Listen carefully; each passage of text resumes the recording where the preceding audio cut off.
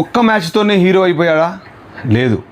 మీకు తెలుసు అతను సెంచరీల మీద సెంచరీ కొట్టాడు T20లో ఇప్పుడు. అలాగే వన్డేలో కూడా అతను యావరేజ్ 56.7. అతనే సంజు శాంసన్. మీకు తెలుసు. నిన్న రాత్రి మ్యాచ్ అయిపోయిన తర్వాత నేను వీడియో చేశాను. మీ అందరూ కూడా చాలా స్పందించారు. మీ అందరికీ ధన్యవాదాలు. ప్రతి ఒక్కరికి ఒక టైం ఇస్తారు. ప్రతి ఒక్కరు హార్డ్ వర్క్కి తప్పక వాళ్ళకి విజయం వరిస్తుంది. అదే నిన్న సంజు శాంసన్ విషయంలో జరిగింది. సంజు శాంసన్ చెప్పాడు, తను తర్వాత కూడా ఇంటర్వ్యూ తర్వాత చెప్పాడు ఏంటంటే, ఏం జరిగినా 3-4 ఏళ్ళ నుంచి అంటే T20లో ఆడుతున్నా, 5-6 ఏళ్ళ నుంచి ఆడుతున్నా, 10 years బ్యాక్ డెబ్యూ అయినా నేను చాలా నెమ్మదిగా స్పందిస్తా, ఆలోచిస్తా, అబ్జర్వ్ చేస్తా, టైం కోసం వేచి చూస్తా, అంతేగాని ఆవేశపడను, అనవసరమైన మాటలు మాట్లాడనని అంత అద్భుతంగా చెప్పాడు. That is what Sanju Samson is.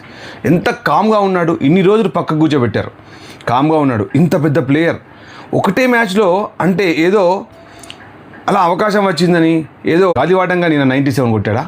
ఇది గాలివాటమ్మా? ఎంత అద్భుతంగా బౌలింగ్ చేశారు వెస్టిండీస్ బౌలర్స్.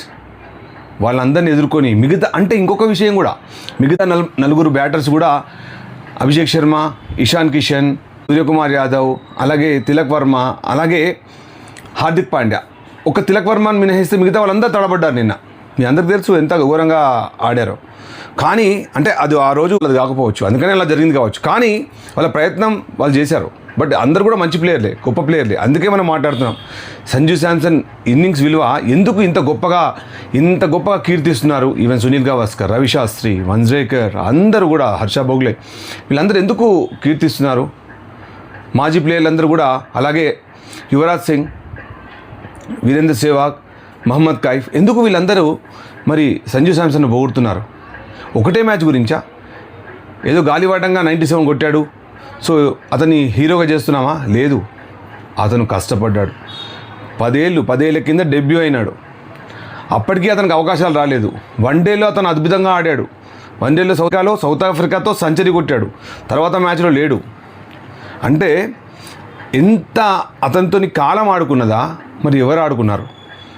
దానికి తగిన మూల్యం నిన్న టైం మళ్ళీ కల్పించింది. చూడు, ఇతని దగ్గర ఇంత ఆట ఉంది, ఇతను చక్కగా ఆడతాడు. మన తెలుగులో ఒకటి స్థితప్రజ్ఞుడు అంటారు. అంటే అటు సంతోషం వచ్చినప్పుడు బాగా సంతోషపడకుండా, అత్యుత్సాహాన్ని ప్రదర్శించకుండా, అలాగే బాధ అయినప్పుడు నిరాశకు లోను కాకుండా ఉండేవాడే స్థితప్రజ్ఞుడు అని అంటారు. అలాంటి స్థితప్రజ్ఞత మనకు సంజు శాంసన్ అనిపించింది. సో అందుకనే నా వీడియోకి, అలాగే చాలామంది సామాజిక మాధ్యమాల్లో నిన్న సంజు శాంసన్ చక్కర్లు కొడుతున్నాడు, ఇంకా చక్కర్లు కొడుతూనే ఉన్నాడు. అంత ఈజీగా అతను ఈ పేరు సంపాదించలేదు. అతనికి ఇంత కీర్తి కూడా అంత గాలివాటంగా రాలేదు. అతను హార్డ్ వర్క్ చేశాడు. So this is Sanju Samson for you అని కామెంటేటర్స్ కూడా చెప్తారు. సో అద్భుతమైన ఆట, టెక్నికాలిటీ, అసలు అంత సొగసైన ఆట.